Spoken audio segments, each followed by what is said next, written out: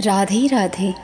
श्री माता तुलसी के इस पावन कथा अध्याय में हम आगे की ओर बढ़ते हैं, जहाँ पर आप श्रवण करेंगे भगवान शंकर और शंखचूड़ का युद्ध, शंकर के त्रिशूल से शंखचूड़ का भस्म होना तथा सुदामा गोप के स्वरूप में उसका विमान द्वारा गोलोक पधारना।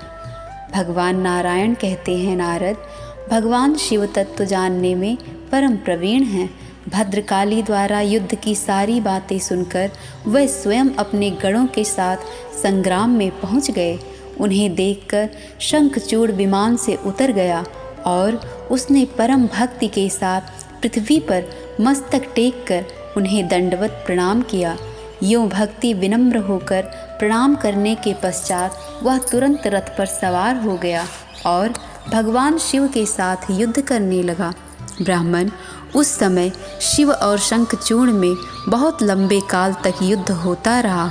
कोई किसी से ना जीतते थे और ना हारते थे।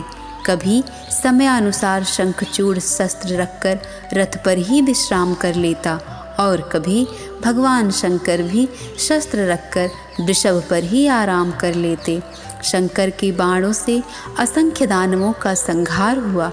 इधर संग्राम में देव पक्ष के जो योद्धा मरते थे उनको विभु शंकर पुनः जीवित कर देते थे।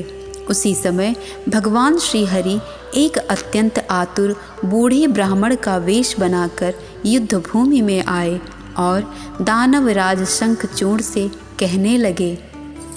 वृद्ध ब्राह्मण के वेश में पधारे हुए श्री हरि ने कहा, राजेंद्र, तुम मुझ ब्राह्मण को भिक्षा देने की कृपा करो। इस समय संपूर्ण शक्तियाँ प्रदान करने की तुम में पूर्ण योग्यता है, अतः तुम मेरी अभिलाषा पूर्ण करो।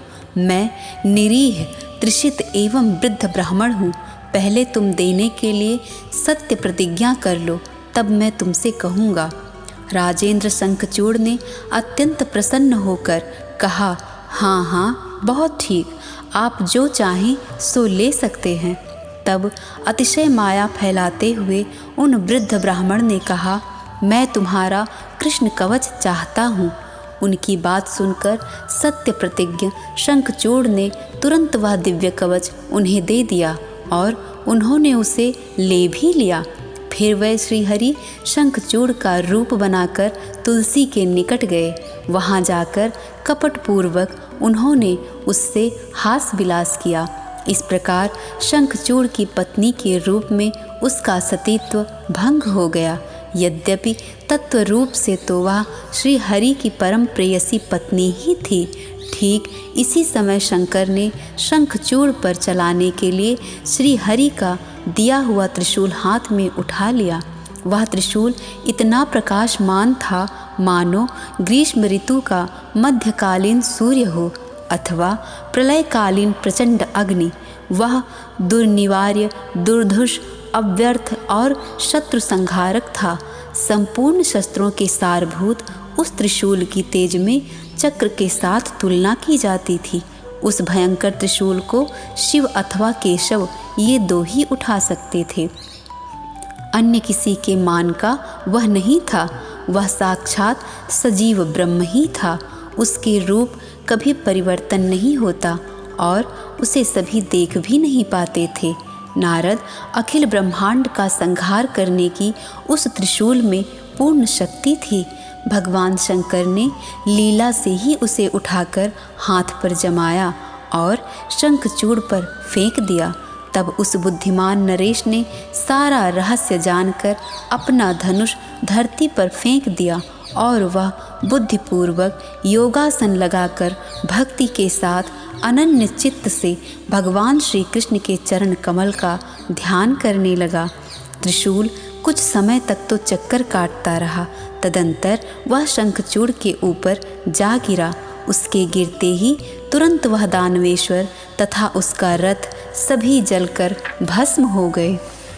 दानव शरीर के भस्म होते ही उसने एक दिव्य गोप का वेश धारण कर लिया।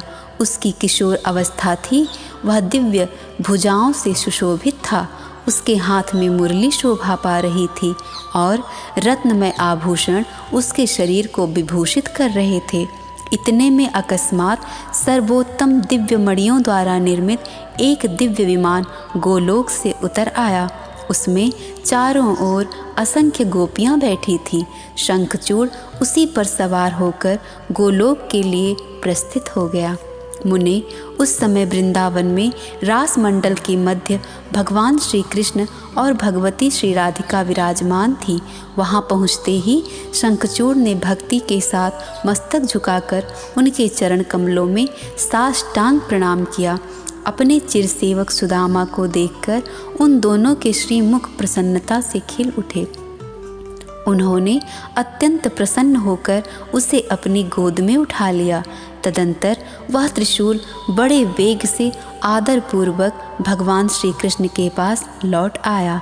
शंखचूड़ की हड्डियों से शंख की उत्पत्ति हुई।